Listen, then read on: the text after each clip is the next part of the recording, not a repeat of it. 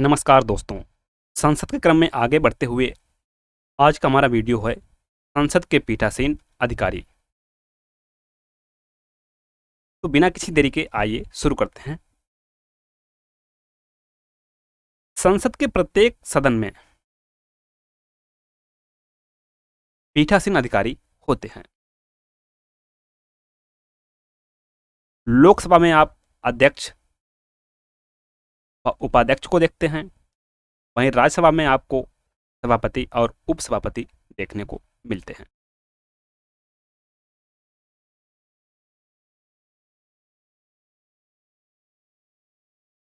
लोकसभा में अध्यक्ष और उपाध्यक्ष होते हैं, राज्यसभा में सभापति एवं उपसभापति होते हैं।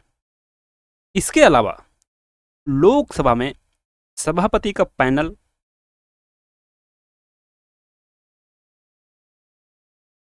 पर राज्यसभा में उपसभापति का पैनल भी नियुक्त किया जाता है।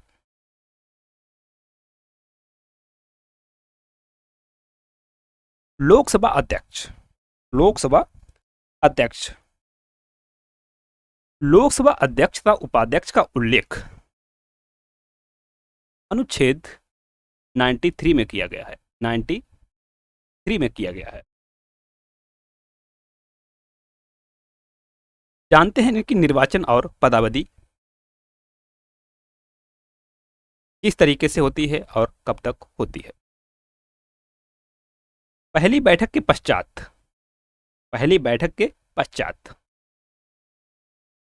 उपस्थित सदस्यों के बीच से अध्यक्ष का चुनाव किया जाता है।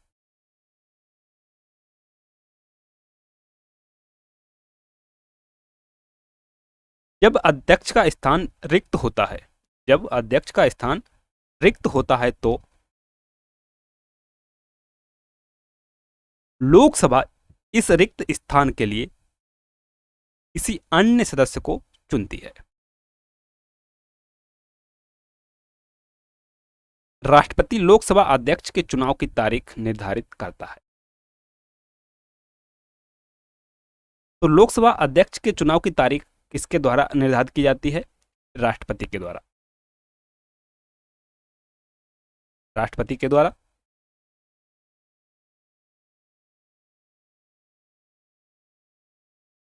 आमतौर पर अध्यक्ष लोकसभा के जीवन काल तक पद धारण करता है। कि जब तक लोकसभा का जीवन काल है तब तक अध्यक्ष अपना पद धारण करता है। हालांकि उसका पद निम्नलिखित तीन मामलों में इससे पहले भी समाप्त हो सकता है। क्या है तीन मामले? आइए देखते हैं। पहला है यदि वह सदन का सदस्य नहीं रहता है। अर्थात लोकसभा का सदस्य नहीं रहता है। यदि वह उपाध्यक्ष को संबोधित अपने हस्ताक्षर सहित लेख द्वारा पद त्याग करे, अर्थात अपना इस्तीफा उपाध्यक्ष को सौंप दे। तीसरा, यदि लोकसभा के तत्कालीन समस्त सदस्य बहुमत से पारित संकल्प द्वारा उसे उसके पद से हटाएं और ऐसे संकल्प को प्रस्तावित करने के लिए उसको 14 दिन पूर्व इसकी सूचना दी जाएगी कि आपके खिलाफ एक संकल्प प्रस्ताव आ रहा है आपको हटाने के लिए। इसकी सूचना 14 दिन पूर्व उसको दी जानी चाहिए।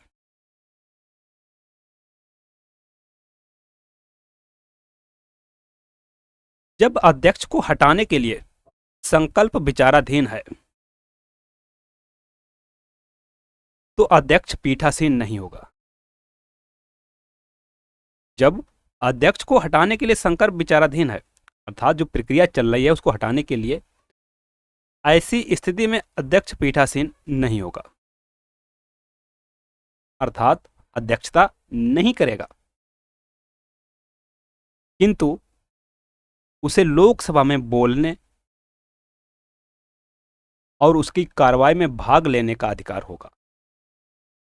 अध्यक्षता नहीं कर सकता है, एक सामान्य सदस्य की तरह बोल सकता है, कार्रवाई में भाग ले सकता है।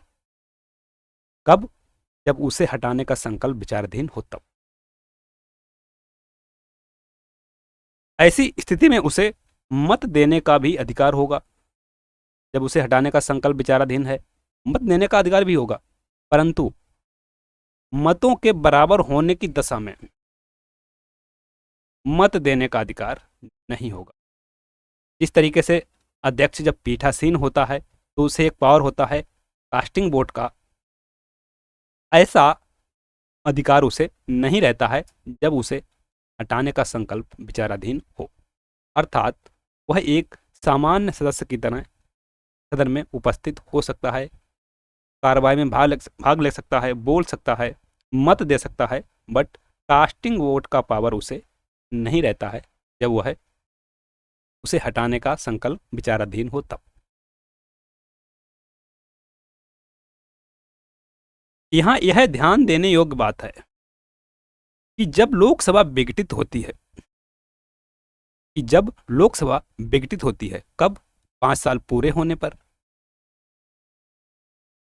या किसी अन्य कारण से अध्यक्ष अपना पद नहीं छोड़ता है। एक ऐसा व्यक्ति जो लोकसभा के विघटन होने पर भी पद पर बना रहता है, तब तक जब तक नई लोकसभा की पहली बैठक तक, जब तक नई लोकसभा की बैठक तक पद धारण करता है, अर्थात नई लोकसभा की बैठक तक पद धारण करता है। अर्थात लोकसभा अध्यक्ष का पद लोकसभा विघटित होने के साथ समाप्त नहीं होता है, उसका पद नई लोकसभा गठित होने तक बना रहता है। भूमिका, शक्ति व कार्य क्या क्या है इसके? अध्यक्ष लोकसभा व उसके प्रतिनिधियों का मुखिया होता है। अध्यक्ष लोकसभा व उसके प्रतिनिधियों का मुखिया होता है।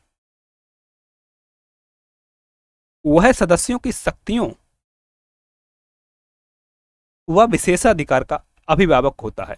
जो भी संसद सदस्य हैं उनको जो विशेषाधिकार है उनका अभिभावक होता है लोकसभा अध्यक्ष। वह सदन का मुख्य अर्थात मैन व प्रवक्ता होता है।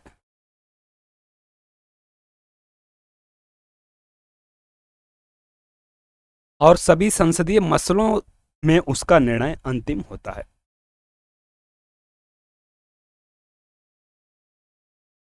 वह लोकसभा का पीठासीन अधिकारी ही नहीं, बल्कि इससे अधिक होता है।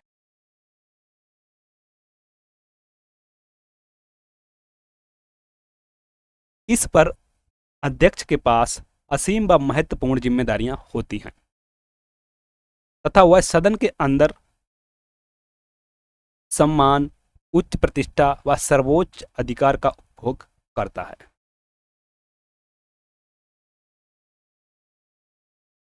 लोकसभा का अध्यक्ष तीन स्रोतों, पहला भारत का संविधान, दूसरा लोकसभा की प्रक्रिया तथा कार्य, संचालन नियम तथा संसदीय परंपराओं से अपनी शक्तियों व कर्तव्यों को प्राप्त करता है। अध्यक्ष की शक्तियां व कर्तव्य निम्नलिखित हैं, आइए जानते हैं। पहला, सदन की कार्रवाई व संचालन के लिए वह नियम व विधि का निर्वहन करता है। इस सदन की कार्रवाई व संचालन किस तरीके से होगा, इसके लिए वह नियम तथा कानून बनाता है। यह उसका प्राथमिक कर्तव्य है। उसका निर्णय अंतिम होता है कि जो भी लोकसभा अध्यक्ष का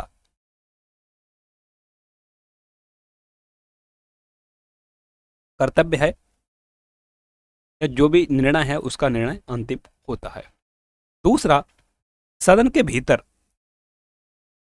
वह भारत के संविधान, लोकसभा की प्रक्रिया तथा कार्य संचालन नियम तथा संसदीय पूर्वाधारणों का अंतिम व्याख्याकार होता है।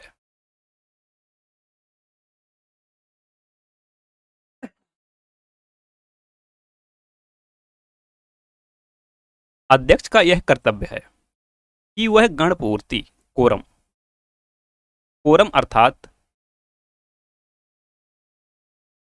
सदन की बैठक के लिए कुल सदस्यों का 10% होना, 10% से कम नहीं होना चाहिए, जो कुल सदस्य हैं के अभाव में सदन को स्थगित कर दे। सदन की बैठक के लिए गणपूर्ति सदन की संख्या का 10वां भाग होता है। जो सदन की संख्या है, जैसे 543 है, तो उसका 10वां भाग होना चाहिए किसी भी बैठक के लिए। सामान्य स्थिति में मत नहीं देता है। जिस तरीके से अन्य सदस्य हैं लोकसभा के, वह मत देते हैं, वह मत नहीं देता है, परंतु बराबरी की स्थिति में वह मत दे सकता है। दूसरे शब्दों में, किसी मुद्दे पर अगर सदन समान रूप से विभाजित हो तो वह अपने मत का प्रयोग कर सकता है।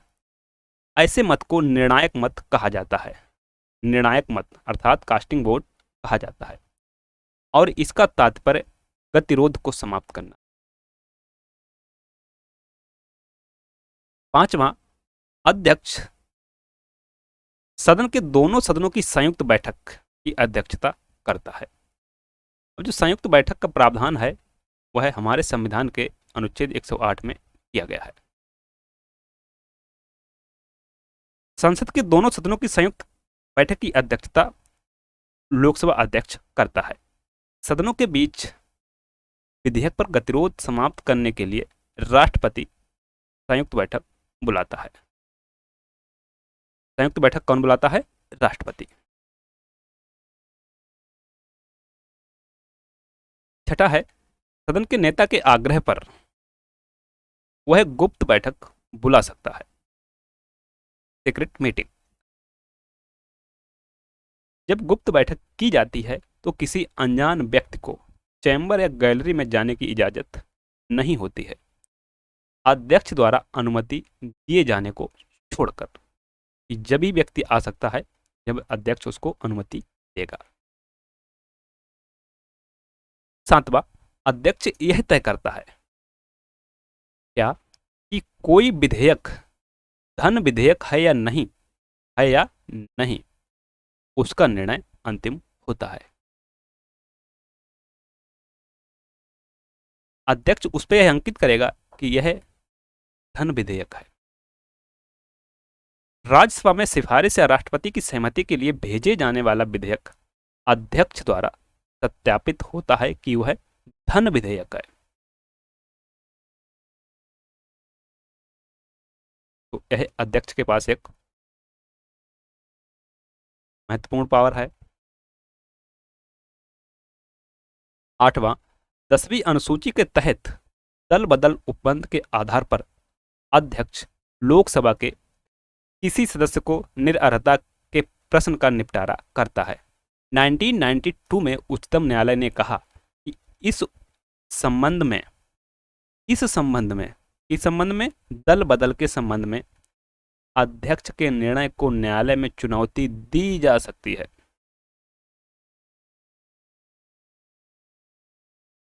कि कोई लोकसभा का सदस्य है, अगर अध्यक्ष ने उसके प्रश्न का निपटारा किया है, उसको उच्चतम न्यायालय में चुनौती दी जा सकती है। 9वां, भारतीय संसदीय समूह के पदेन सभापति के रूप में कार्य करते हैं, जो भारतीय संसद और विश्व के विभिन्न संसदों के बीच की एक कड़ी है। वे देश में विधायी निकायों के पीठासीन अधिकारियों के सम्मेलन के पदेन सभापति के रूप में भी कार्य करते हैं। 10वां, वह लोकसभा की सभी संसदीय समितियों के सभापति नियुक्त करता है। लोकसभा अध्यक्ष, जो संसदीय समितियां हैं उनके सभापति की नियुक्ति कौन करता है? लोकसभा अध्यक्ष। और उनके कार्यों का पर्यवेक्षण करता है। वह स्वयं भी कार्य मंत्रणा समिति, नियम समिति व सामान्य प्रयोजन समिति का अध्यक्ष होता है।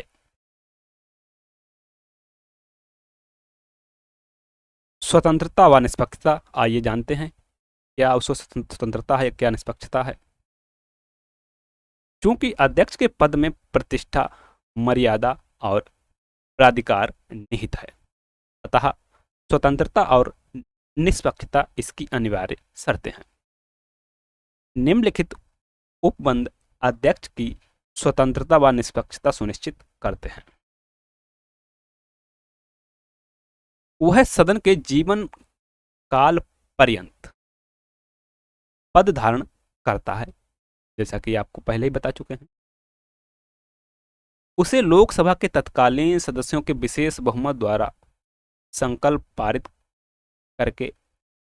करने पर हटाया जा सकता है, सामान्य बहुमत द्वारा नहीं।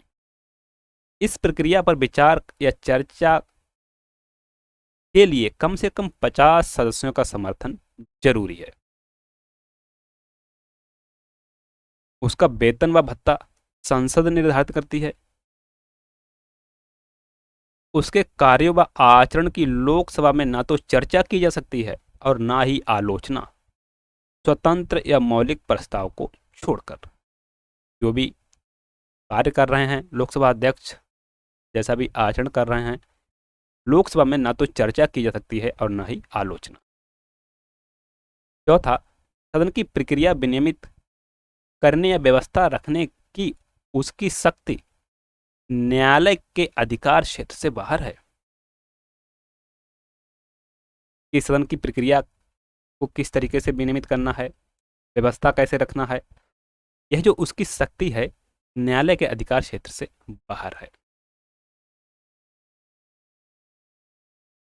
5वां, वह पहली बार मत नहीं देगा, परंतु मत बराबर होने की दशा में निर्णायक मत कर सकता है। यह अध्यक्ष के पद को निष्पक्ष बनाता है। यह अध्यक्ष के पद को निष्पक्ष बनाता है। छठा, वरीयता सूची में उसका स्थान काफी ऊपर है। उसे भारत के मुख्य न्यायाधीश के साथ 7वें स्थान पर रखा गया है। यानी वह प्रधानमंत्री या उप प्रधानमंत्री को छोड़कर सभी कैबिनेट मंत्रियों के ऊपर है। जो भी कैबिनेट मंत्री हैं वह सबसे ऊपर है।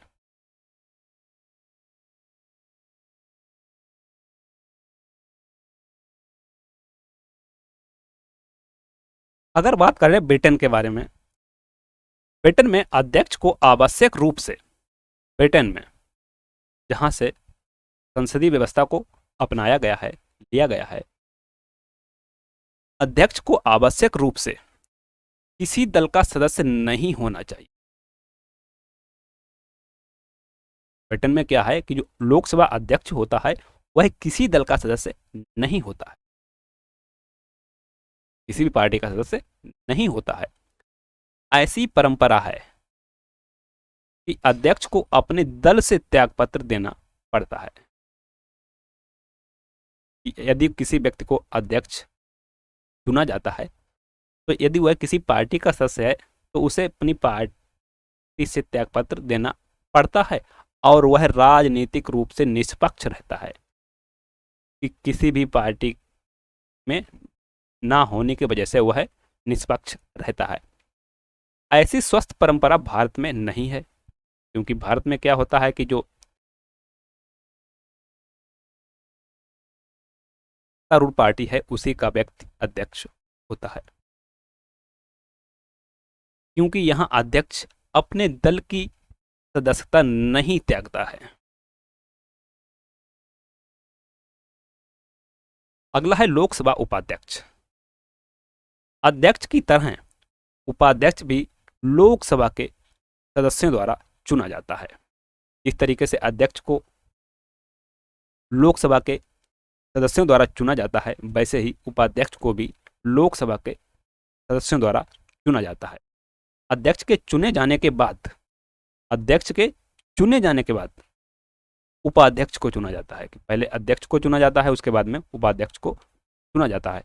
उपाध्यक्ष के चुनाव की तारीख अध्यक्ष निर्धारित करता है और अध्यक्ष के चुनाव की तारीख राष्ट्रपति निर्धारित करता है। इस पॉइंट को आपको याद रखना है कि उपाध्यक्ष के चुनाव की तारीख अध्यक्ष निर्धारित करता है।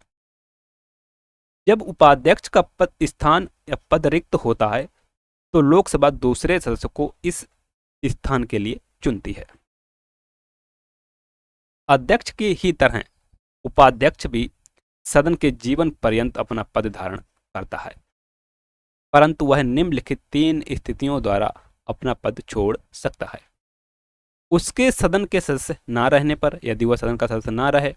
दूसरा, अध्यक्ष को संबोधित अपने हस्ताक्षर सहित त्यागपत्र द्वारा त्यागपत्र सौंप दे अध्यक्ष को। तीसरा, लोकसभा के तत्कालीन समस्त सदस्यों के बहुमत से पारित संकल्प द्वारा उसे अपने पद से हटाए जाने पर। ऐसा संकल्प तब तक प्रस्तावित नहीं किया जाएगा जब तक कि उस संकल्प को प्रस्तावित करने के आशय की कम से कम 14 दिन पूर्व सूचना ना दी गई हो। इसके लिए उसे सूचित किया जाएगा 14 दिन पूर्व, तभी ऐसे संकल्प को प्रस्तावित किया जा सकता है। अध्यक्ष का पद रिक्त होने पर उपाध्यक्ष उसके कार्यों को करता है। अध्यक्ष का पद रिक्त होने पर उपाध्यक्ष उसके कार्यों का निर्वहन करता है। और जो ऐसा जो उल्लेख है हमारे संविधान के अनुच्छेद 95 में किया गया है। अनुच्छेद 95 में सदन की बैठक में अध्यक्ष की अनुपस्थिति की दशा में उपाध्यक्ष अध्यक्ष के तौर पर काम करता है। दोनों ही स्थितियों में वह अध्यक्ष की शक्ति का निर्वहन करता है। संसद के दोनों सदनों की संयुक्त बैठक में अध्यक्ष की अनुपस्थिति में उपाध्यक्ष पीठासीन होता है कि जब कभी भी राष्ट्रपति द्वारा संयुक्त बैठक बुलाई जाती है और यदि लोकसभा अध्यक्ष उपस्थित नहीं है तो उसकी अनुपस्थिति में उपाध्यक्ष पीठासीन होगा, अर्थात संयुक्त बैठक की अध्यक्षता उपाध्यक्ष द्वारा की जाएगी। यदि उपाध्यक्ष भी नहीं है तो ऐसी स्थिति में राज्यसभा के उपसभापति द्वारा संयुक्त बैठक की अध्यक्षता की जाएगी।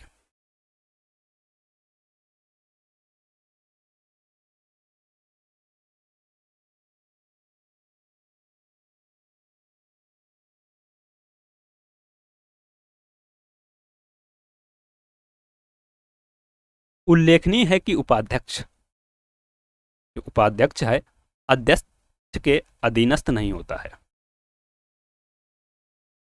उपाध्यक्ष जो है अध्यक्ष के अधीनस्थ नहीं होता है, वह प्रत्यक्ष रूप से संसद के प्रति उत्तरदायी होता है। अध्यक्ष के पास एक विशेषाधिकार होता है। उसे जब कभी भी किसी संसदीय समिति का सदस्य बनाया जाता है तो वह स्वाभाविक रूप से उसका सभापति बन जाता है।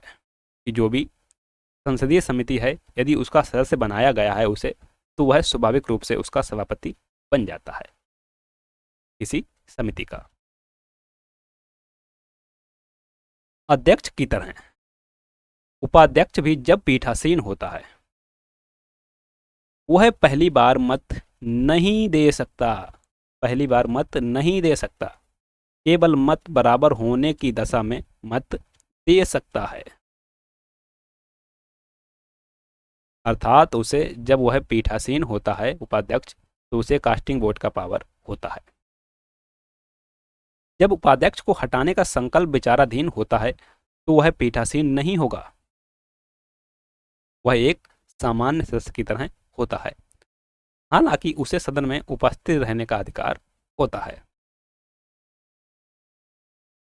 जब अध्यक्ष सदन में पीठासीन होता है जब अध्यक्ष सदन में पीठासीन होता है तो उपाध्यक्ष सदन के अन्य दूसरे सदस्यों की तरह होता है, उसे सदन में बोलने, कार्रवाई में भाग लेने और किसी प्रश्न पर मत देने का अधिकार है। कि जिस तरीके से अगर अध्यक्ष के खिलाफ संकल्प प्रस्ताव आया है हटाने के लिए, तो वह एक सामान्य सदस्य की तरह सदन में भाग ले सकता है, बोल सकता है कार्रवाई में, लेकिन कास्टिंग वोट का पावर उसे नहीं होता है। ऐसे ही उपाध्यक्ष, जब अध्यक्ष पीठासीन होता है तो सामान्य सदस्यों की तरह होता है। उपाध्यक्ष संसद द्वारा निर्धारित किए गए वेतन तथा भत्ते का हकदार है, जो भारत की संचित निधि द्वारा देय होता है। 10वीं लोकसभा तक अध्यक्ष व उपाध्यक्ष अमूमन सत्ताधारी दल के होते थे। 10वीं लोकसभा तक 11वीं लोकसभा से इस पर सहमति हुई कि अध्यक्ष सत्ताधारी दल का हो व उपाध्यक्ष मुख्य विपक्षी दल से हो। पहले क्या हो रहा था कि दोनों अध्यक्ष और उपाध्यक्ष सत्ताधारी दल के होते थे, लेकिन 11वीं लोकसभा में इस बात पर सहमति हुई कि अध्यक्ष सत्ताधारी दल से होगा और उपाध्यक्ष विपक्षी दल से होगा। अध्यक्ष या उपाध्यक्ष पद धारण करते समय कोई अलग शपथ या प्रतिज्ञा नहीं लेता है, अर्थात अध्यक्ष या उपाध्यक्ष पद के लिए कोई शपथ या प्रतिज्ञा नहीं होती है। अध्यक्ष व उपाध्यक्ष संस्था का उद्भव भारत सरकार अधिनियम 1919 के उपबंध के तहत 1921 में हुआ था। उस समय अध्यक्ष व उपाध्यक्ष क्रमशः प्रेसिडेंट व डिप्टी प्रेसिडेंट कहलाते थे। अध्यक्ष को प्रेसिडेंट और उपाध्यक्ष को डिप्टी प्रेसिडेंट कहा जाता था। यह नामकरण जो है 1947 तक चलता रहा। यह जो नाम था 1947 तक चलता रहा। 1921 से पहले भारत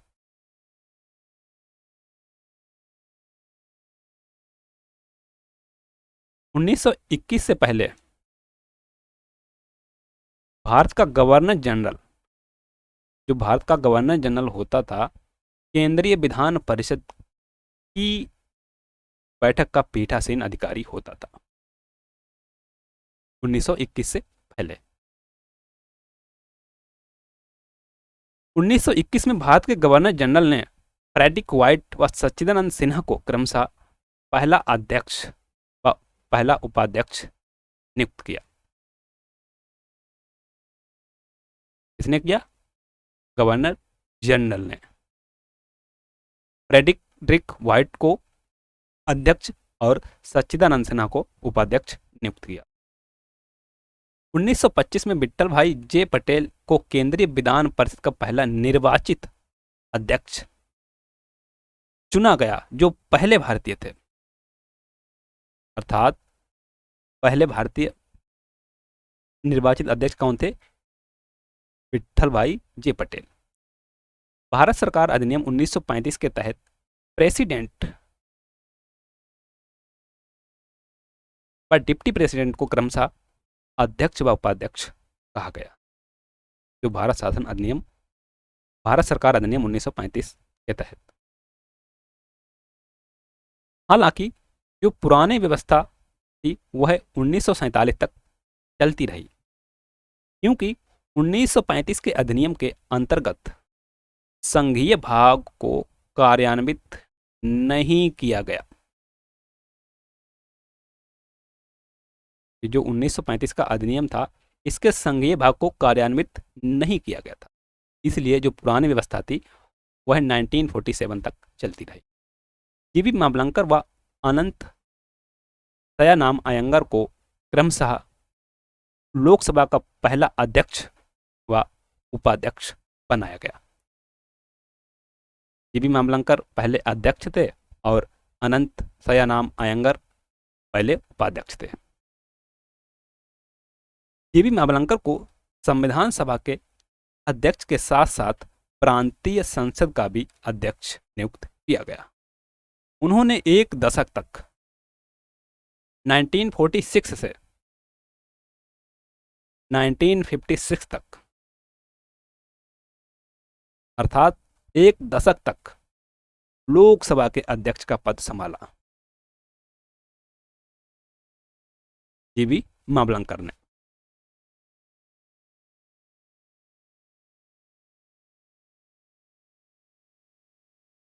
लोकसभा के सभापतियों की तालिका, अर्थात लोकसभा के सभापतियों का पैनल। लोकसभा के नियमों के अंतर्गत अध्यक्ष सदस्यों में से 10 को सभापति तालिका के लिए नामांकित करता है, अर्थात सभापति पैनल के लिए नामांकित करता है। इनमें से कोई भी अध्यक्ष या उपाध्यक्ष की अनुपस्थिति में संसद का पीठासीन अधिकारी हो सकता है।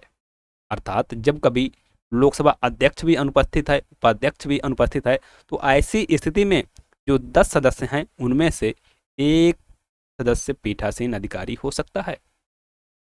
पीठासीन अधिकारी होने पर उसकी शक्ति जो है अध्यक्ष के समान होती है।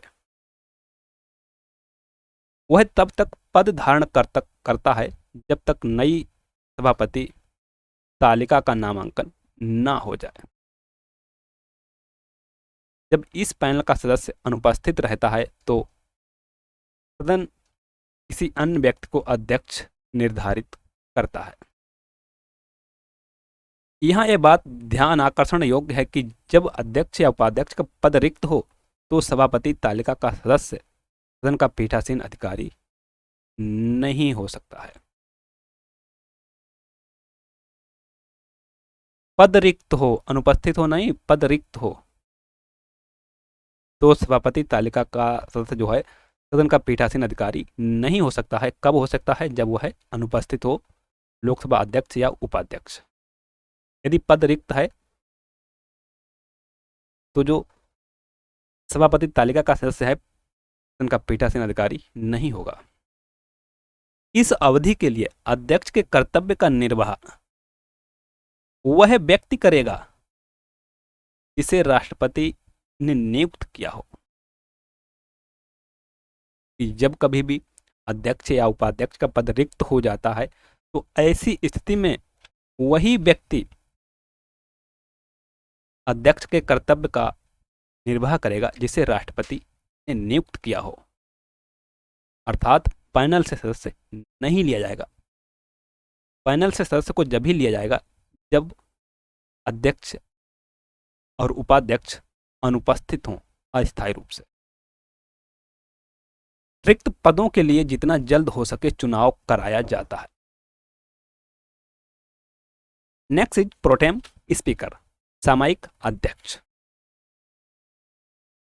संविधान में व्यवस्था है कि पिछली लोकसभा के अध्यक्ष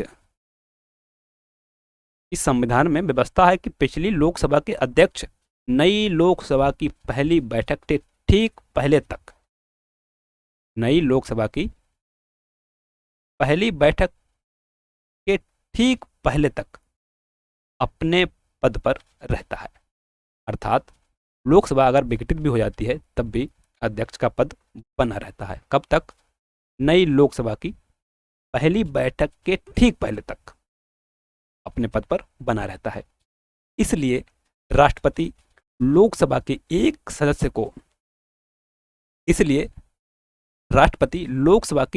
सदस्य को सामयिक अध्यक्ष नियुक्त करता है। आमतौर पर लोकसभा के वरिष्ठ सदस्य को इसके लिए चुना जाता है। जो सीनियर मोस्ट मेंबर होता है उसको इस पद के लिए चुना जाता है, प्रोटेम स्पीकर के लिए। राष्ट्रपति खुद प्रोटेम स्पीकर को शपथ दिलाते हैं, अर्थात राष्ट्रपति खुद सामयिक अध्यक्ष को शपथ दिलाता है।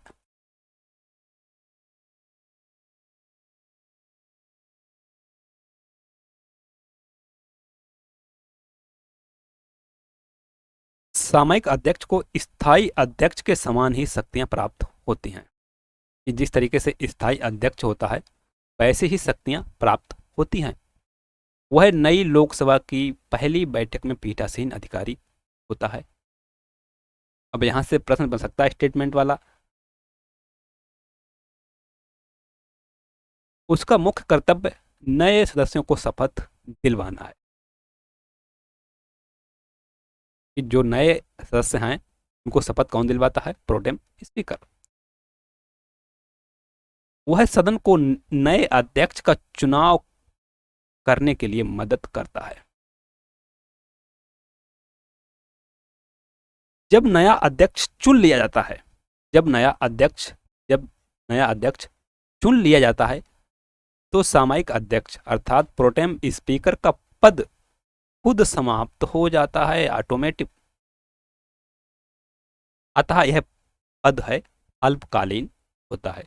जो प्रोटेम स्पीकर का पद है ऐसा होता है, अल्पकालीन होता है।